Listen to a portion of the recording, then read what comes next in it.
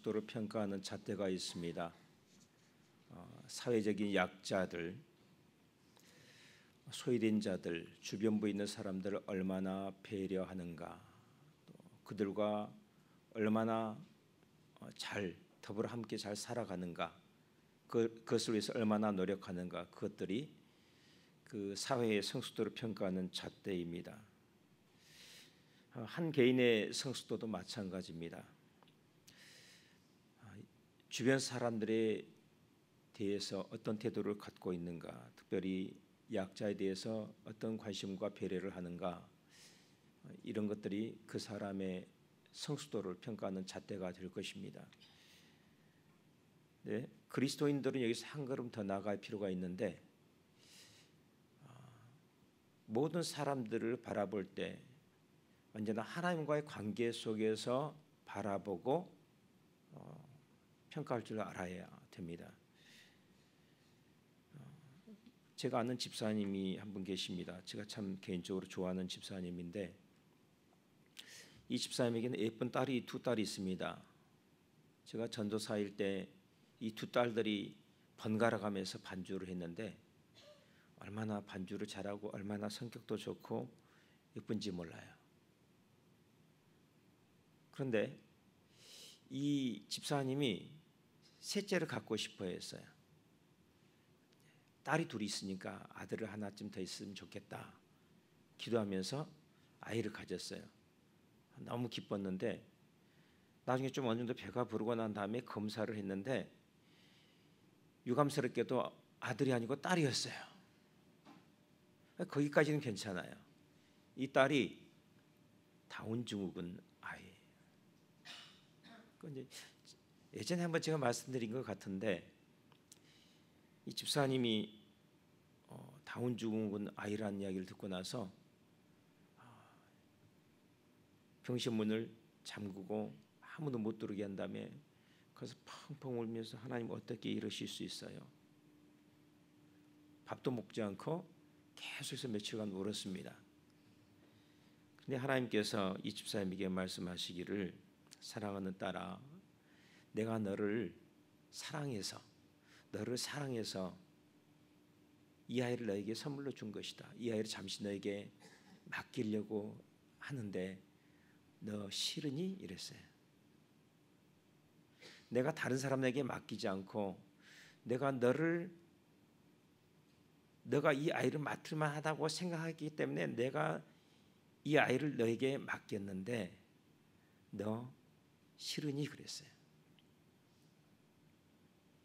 그래서 이 집사님이 눈물을 닦고 일어나서, 아니요, 이 아이를 잘 키울게요. 그리고 정말 잘 키웠어요. 이 가족들이 서로 손을 잡고 이 다운 증후군 아이를 가운데에 딱 세우고 항상 이 모든 손을 잡고 같이 교회를 나와요.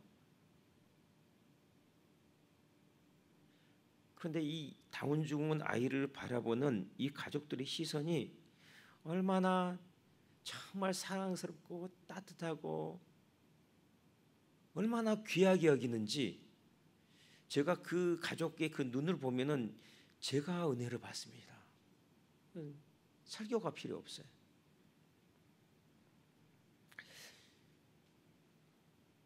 이 아이가 단순한 아이가 아니고 하나님께서 내게 보내신 선물이다. 이 아이가 단순한 장애를 가진 아이가 아니라 하나님께서 내가 잘 돌보고 잘 섬기라고 잠시 맡겨놓은 하나님의 딸이다. 하나님의 존귀한 자녀다.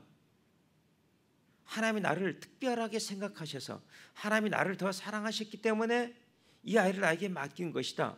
이런 생각을 가지고 그 아이를 바라보니까 모든 것이 달라 보이더라는 거예요.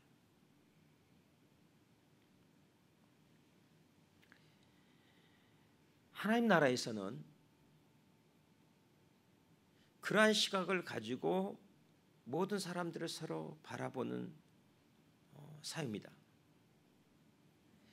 오늘 예수님께서 제자들에게 말씀하시면서 어린아이 하나를 데려다가 다 안으시고 이 말씀을 주셨어요. 누구든지 내 이름으로 이런 어린아이 하나를 영접하면 곧 나를 영접하며 누구든지 나를 영접하면 나를 영접함이 아니요 나를 보내신 이를 영접함이니라. 지금 이 말씀하시는 상황은 제자들이 서로 누가 큰 자냐 서로 다투는 그런 상황입니다. 너희가 무엇 때문에 서로 다투느냐라고 예수님께서 꾸짖으시면서 제자들을 교훈하기 위해서 어린아이를 그들 앞에 세우신 겁니다. 어린아이는 오늘 본문의 맥락에서 봤을 때 이 어린아이가 의미하는 것은 가장 작은 자입니다. 가장 보잘것없는 자. 우리가 보통 그런 말을 예전에 많이 했지 않습니까? 얘들은 가라, 아들은 가라, 이렇게 이러잖아요. 왜 가라고 그러죠? 그들을 보잘것없게 여기기 때문이죠. 그들을 작게 여기기 때문에 그렇습니다. 그들이 별 도움이 되지 않고 거추장스러운 존재라고 생각하기 때문이죠. 만약에 그 대상이 어린아이가 아니고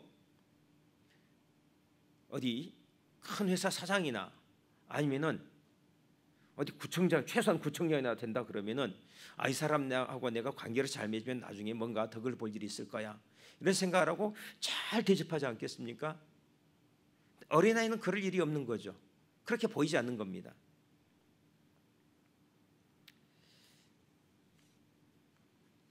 오늘 제가 이 본문을 선택하게 된 동기는 다른 게 아니고, 제가 어떤 장로님과 잠깐 대화를 나누는데 그 장로님이 마태복음에도 이와 비슷한 본문이 있지만은 이 본문을 두고 자기는 이 본문을 관계의 중요성에 대한 본문으로 이해를 한다는 말씀하셨어요. 제가 그 말을 듣는 순간에 그 참 멋진 통찰력이다 생각하면서 관계의 중요성이라는 그런 측면에서 이 본문을 다시 한번 보고 싶었습니다. 여러분, 관계를 잘 맺는 사람이 성공하죠. 관계를 잘 맺는 사람이 성숙한 사람입니다. 그런데 우리가 소위 말하는 친화력 있는 마당발 정치인들 중에 많이 있지 않습니까? 그런 사람들을 이야기하는 것이 아니라 성경에서 관계를 잘 맺는다는 것은 어린아이와 같은 사람, 가장 작은 자, 보잘것없는 사람, 사회적인 약자들, 그들을 가치를 이해하고 그들을 존중하고 그들을 배려하고 그들을 잘 섬기는 사람, 이런 사람을 관계를 잘 맺는다고 표현합니다. 그리고 이런 사람들이 동시에 한 걸음 더 나아가서 하나님과도 관계를 잘 맺게 될 것이라고 예수님께서 말씀하시는 거예요. 그러니까 오늘 본문을 새롭게 이렇게 간단히 정리해 보면 어린아이와 관계를 잘 맺는 사람이 하나님과도 관계를 잘 맺는다, 이렇게 정리할 수가 있겠습니다. 예수님의 말씀은 아주 단순하고도 명확합니다. 이 어린아이를 영접하면 나를 영접하는 것과 같다라고 말씀하지 않으시고, 이 어린아이를 영접하면 곧 나를 영접하는 것이다 라고 말씀하세요. 아주 미묘한 차이가 있죠. 그런데 이 미묘한 차이가 굉장히 큰 차이입니다.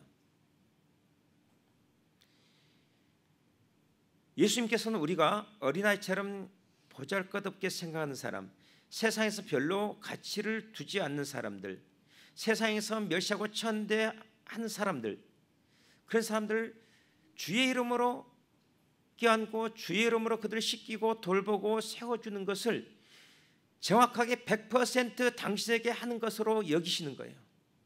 실제로 당신에게 하는 것이라고 말씀하세요.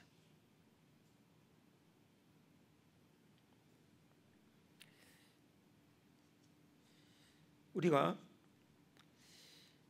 다른 사람들과 관계를 맺어 나갈 때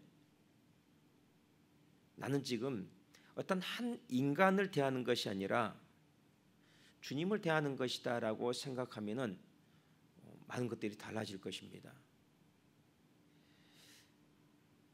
제가 교회 안에서 주의하는 것이 하나가 있는데, 저는 특별히 권위적이 되지 않으려고 노력합니다. 다른 사람보다 그렇게 권위적이진 않다라고 스스로 생각하는데 착각은 아니겠죠.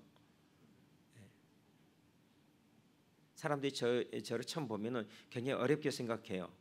어떤 사람은 권위적으로 보인다고 이야기를 해요. 그런데 지나고 보면은 목사님은 권위적이지 않아서 좋아요라는 말을 들어요. 설교 잘한다는 이야기는 별로 못 들었어요.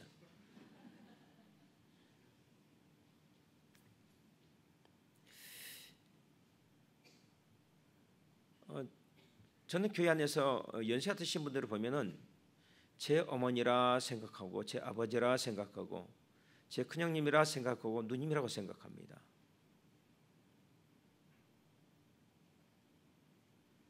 그러면 좀 뭔가 좀 다르게 대하게 되잖아요.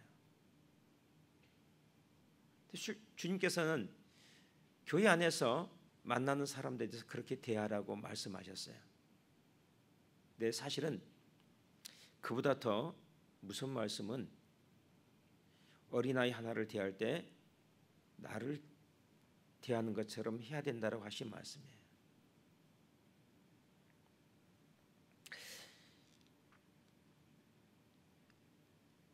예수님 당시의 서기관과 바리새인들은 예수님을 대단히 높게 평가했습니다. 사실. 그래서 예수님과 가까이 있으려고 애를 썼어요. 여러분 복음서에서 보지 않습니까?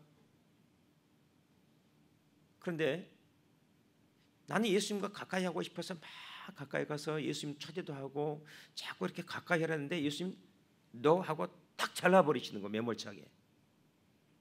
초대도 거절하셔요. 나는 좋은 마음을 가지고 갔는데 예수님 막 상처를 주는 말씀하세요. 그래서 사랑이 변화해 미움이 됐습니다. 예수님 한없이 자비로우신 분 아닌가요? 예수님 이퀄 사랑 아닌가요? 근데 왜 이렇게 매몰차게 대하시죠? 왜 예수님과 관계를 맺고 싶어서 가까이 다가오는 사람들을 이렇게 탁 잘라버리시고 내치시는 거죠? 이 점 우리가 좀 생각해야 할 필요가 있습니다. 간단합니다. 서기관과 바리새인들은 자기들이 보기에 별 볼 일 없다고 생각하는 사람들, 사회에서 멸시하고 천대하는 사람들, 주변부로 밀려난 사람들,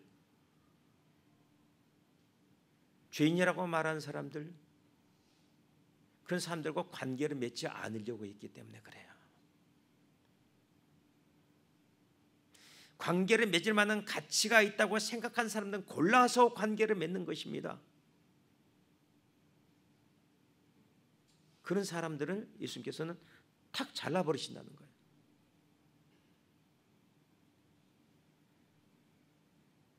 우리가 그리스도인이라고 그러지 않습니까? 그리스도인은 그리스도 안에 있는 사람, 그리스도라는 기초 위에 서 있는 사람, 그리스도라는 그리스도를 머리로 삼고 살아가는 사람들, 그리스도를 목표로 하고 살아가는 사람들 아니겠어요? 우리의 실존은, 우리의 존재는 철저하게 그리스도와 얼마나 관계를 잘 맺느냐에서 결정됩니다. 그런데 그리스도와 관계를 잘 맺으려면 어떻게 해야 되느냐? 어린아이 하나에 대해서 잘 해야 된다는 것이죠. 관계를 잘 맺어야 된다는 것입니다. 별 볼 일 없는 보잘것없는 사람들, 그들을 잘 대해야 된다는 것이죠. 그래서 오늘 제목을 하나님께로 가는 길 이렇게 잡았는데, 이 제목을 잡으면서 의도하는 것은 그것입니다. 우리가 기도를 오래 하고 많이 하고 싶어요. 왜요? 하나님 만나고 싶으니까, 더 깊이 체험하고 싶으니까, 더 큰 은혜를 경험하고 싶으니까. 근데 제가 이 말씀을 읽고 묵상하면서 만약 하나님 품에 안기기를 원한다면, 하나님께 빨리 나가기를 원한다면 어린아이를 품에 안아주라고 말씀드리고 싶습니다. 어린아이와 같은 자들을 잘 섬기라고 말씀드리고 싶어요. 그것이 주님과 깊은 관계를 맺는 지름길이라고 말씀드리고 싶어요.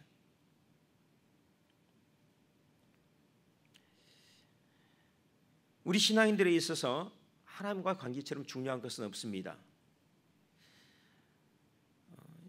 시편을 보면은 다윗의 시편이 참 많은데 다윗은 정말 특별한 인물 같아요. 하나님이 사랑하지 않으랴 사랑하지 않을 수 없는 인물 같아요. 다윗의 시편 가운데서 제일 눈에 띄는 것은 그것입니다. 다윗은 다른 것 가지고는 근심하고 고통하고 불면의 밤을 지새우고 눈물을 흘리지 않았어요. 그런데 하나님과 관계가 멀어질 때, 하나님과 관계가 멀어질 때 철야하고 금식하고 고통스러워하고 눈물을 흘리면서 그 관계를 다시 회복하기 위해서 몸부림칠 줄 아는 사람이에요. 저는 이것이 가장 다윗의 모습 가운데서 눈에 띄는 점입니다. 정말로 하나님과 관계를 소중하게 여기는, 그 무엇보다도 소중하게 여길 줄 아는 사람이죠.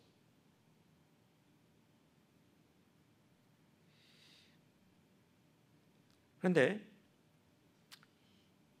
이 하나님과의 관계를 소중히 여기는 사람은, 그리고 정말 하나님과 관계를 잘 맺는 사람은, 여러분 성경을 잘 읽어보시기 바랍니다. 약자들, 가난한 자들, 외로운 자들, 고아들, 과부들, 나그네들, 사회에서 버림받은 자들, 옥에 갇힌 자들, 병든 자들, 이런 자들에 대해서 정말로 깊은 관심을 갖고 있어요. 이상한 일이죠. 하나님과의 관계를 잘 맺고 하나님의 마음이 그 안에 있는 사람들은 사회적인 약자들과 어린아이들과 이 사회에서 버림받은 사람들에 대한 관심도 그만큼 커진다는 거예요.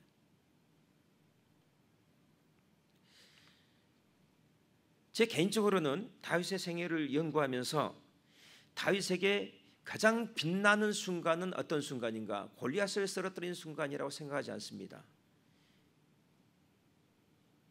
다윗에게 있어서 가장 빛나는 순간은 어떤 순간인가? 시글락에서의 전투라고 생각해요. 여러분, 다윗이 도망자의 그 생활을 청산하는 마지막 그 기점이 시글락 전투입니다. 그 비슷한 시기에 사울은 길보아에서 블레셋과 전투를 하다 죽죠. 사울의 아들들도 다 죽습니다. 바로 그 똑같은 순간에 시글락에서 작은 전투가 있어요. 아무도 주목하지 않던 작은 전투. 어떤 전투인가? 이 블레셋 왕이 다윗을 전투에 참여시키고자 했습니다. 이 사울 왕과의 전투에. 그런데 신하들이 반대를 해서 근거지인 시글락으로 돌아가는데, 이 잠깐 시글락을 비운 사이에 미디안 족속들이 와서 시글락을 불태우고 모든 가족들, 모든 재산을 다 빼앗아가 도망갑니다. 가족들을 되찾기 위해서 이 먼 길을 걸어오는 군인들이 막 쫓아가는 거죠. 밤을 새워 쫓아갑니다. 그런데 쉬지 않고 쫓아가다 보니까 너무 지쳐가지고 절반이 낙오를 합니다. 그 절반이 쫓아가서 밤을 타서 습격해서 대성을 거두고 한 사람도 잃어버리지 않고 다시 되찾아오죠. 그런데 고대는 관습법이 있어요. 관습. 전쟁에 참여해서 승리하면 그 참여한 자는 전리품을 나누게 되어 있습니다. 전쟁에 참여하지 못한 자는 전리품을 나눌 수가 없어요. 이게 고대 관습법인데, 하나님의 법은 무엇이냐? 그걸 함께 나누는 거예요. 전쟁에 참여하지 않았더라도 반드시 일정 부분을 떼서 주도록 되어 있습니다. 여호수아 전투를 보면 그런 부분이 잘 나와 있어요. 이게 하나님의 법과 세상의 법은 다른 겁니다. 하나님의 법은 약자들을 철저하게 배려하는 법이에요. 근데 다윗이 이 전리품을 나누어 주려고 하니까 이 다윗의 부하들 가운데 좀 깡패 기질이 있는 자들이 꽤 많았잖아요. 이 사람들이 이런 법은 우리에게는 없습니다. 전투에 참여하지 않는 자는 아무것도 받을 수가 없습니다. 그래서 다윗과 이렇게 다투게 됩니다. 분위기가 굉장히 험악했죠. 그래서 다윗이 그때 결단을 내립니다. 나누기 싫으면은 나를 떠나도 좋다. 그러나 나와 함께 있고 자면은 너는 반드시 너희 전리품을 이 전투에 참여하지 못한 자들과도 약자들과도 나눠야 된다. 그것이 하나님의 법이다. 여러분, 지금 다윗이 어떤 상황에 있는 겁니까? 다윗이 지금 도망자 시세잖아요.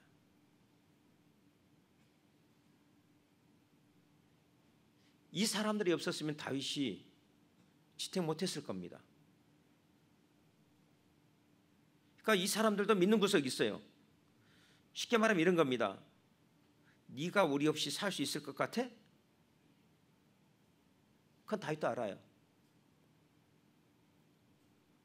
다윗이 그 전리품 그 작은 거 하나를 놓고 자기 운명을 겁니다.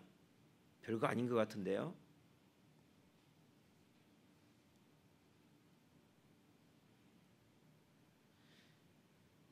그때 다윗의 이 군사들이 모두 그 다윗의 지도력에 굴복하죠.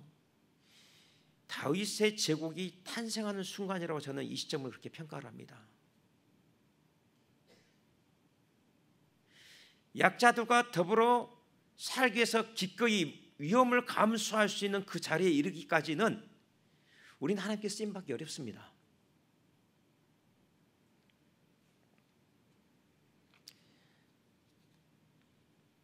오늘 주님께서 말씀하고 계십니다. 누구든지 내 이름으로 이런 어린아이 하나를 영접하면 곧 나를 영접하며 누구든지 나를 영접하면 나를 영접함이 아니요 나를 보내신 이를 영접함이니라. 히브리서 기자는 나그네를 영접하다 부지 중에 천사를 영접한 이들도 있느니라고 말씀합니다. 아브라함을 두고 한 이야기죠. 근데 예수님 말씀에 따를 것 같으면 우리가 어린아이, 사회적으로 보잘것없는 약자들을 섬기다 보면은 부지 중에 예수님을 영접하고 부지 중에 하나님을 영접하는 그러한 순간들이 오게 될 것이라고 말씀하고 있는 겁니다. 서로 우리가 하나님을 알아차리지 못했다고 할지라도 어떤 특별한 경험이 없다고 할지라도 우리가 하나님 앞에 섰을 때에 너는 나에게 이러하게 했다라고 말씀하신 주님의 음성을 듣게 될 것입니다. 최후 심판 때 주님께서 양과 염소를 가르시죠. 그때 염소들이 이야기합니다. 우리가 주님 위해서 이런 위대한 일을 했습니다. 그러자 주님께서 나는 너희를 모른다. 불법을 행하는 자들아 나를 떠나라 이렇게 말씀하시죠. 양들에게는 말씀하십니다. 너희는 내가 굶줄 때 먹을 것을 주었고 내가 아플 때 나를 찾아와 주었고 내가 헐벗었을 때 내게 입을 옷을 줬고 쭉 말씀하시죠. 그러니까 이 양들이 깜짝 놀라죠. 주님, 언제 우리가 주님께 그렇게 했습니까? 그러니까 주님께서 너희가 이 작은 자, 이 가난한 자들, 이 소외된 자들에게 한 것이 곧 정확히 나에게 한 것이다.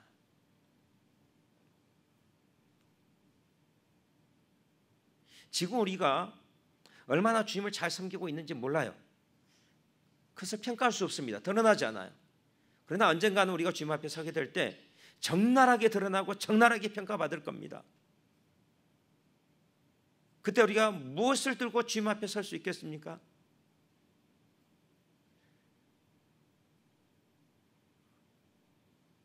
우리가 내가 저 사람보다 낫다라고 생각하고 내가 저 사람보다 옳다고 생각하고 내가 저 사람보다 더 높은 자리에 앉을 자격이 있다 생각하고 내가 저 사람보다 더 나은 대접을 받을 자격이 있다 생각하는 그런 마음을 가지고 살았던 사람들은 주님 앞에 드릴 것이 별로 없을 것입니다.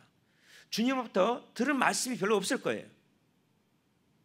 그러나 모든 사람을 자기보다 낮게 여기고 그 사람이 하나님이 내게 보내주신 사람이다 생각하면서 그 사람을 섬겼던 사람은 분명히 주님으로부터 무엇인가 들을 말씀이 있을 것이에요. 여러분, 배우자와의 관계든지 구역원들과의 관계든지 항상 우리가 기억해야 되는 것은 그 사람이 얼마나 잘났느냐 못났느냐, 얼마나 잘하느냐 못하느냐, 얼마나 옳으냐 그냐를 떠나서 그 사람은 하나님이 내게 보내신 사람이다. 이것을 늘 잊지 말아야 됩니다. 그 다운 증후군 걸린 아이를 두고 하나님께서 말씀하셨잖아요. 나 대신 너가 잘 키워주기를 바란다.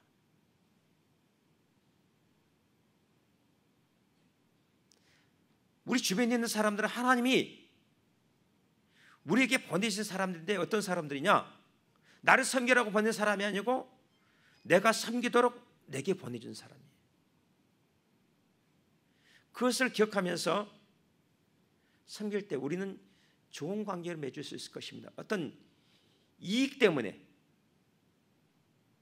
내게 무엇인가 좋은 것이 생길 가능성 때문에 관계를 맺고 섬기는 것이 아니라 그것과 무관하게 오히려 내 가진 것을 털어서 그들을 섬기는 이유는 그들이 주님께서 내게 보내신 사람이기 때문이죠.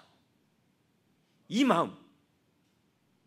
마음이 우리 중심에 있는 것이 하나님 앞에 보일 때 우리는 비로소 하나님 앞에 바로 서 있다고 이야기할 수 있는 것입니다. 다른 것으로 평가하는 것이 아니에요. 누구든지 내 이름으로 이런 어린아이 하나를 영접하면 곧 나를 영접하며 누구든지 나를 영접하면 나를 영접함이 아니요 나를 보내신 이를 영접함이니라. 기도하겠습니다. 하나님 아버지, 우리는 하나님께로 가는 초자연적이고 신비적인 특별한 길을 찾지만 주님께서는 어린아이, 가난한 자, 보잘것없는 자, 소외된 자를 섬기는 것이 곧 내게 가까이 오는 길이라고 가르쳐 주셨습니다. 우리가 특별하고 비범하는 것을 추구하지 않게 도와주시고 우리 일상의 삶에서 우리 주변의 사람들을 잘 섬기고 그들과 좋은 관계를 맺는 가운데 하나님이 우리 가운데 함께 하신 것을 발견하는 복된 자들이 되게 도와 주옵소서. 예수님 이름으로 기도하옵나이다. 아멘. 찬송가 420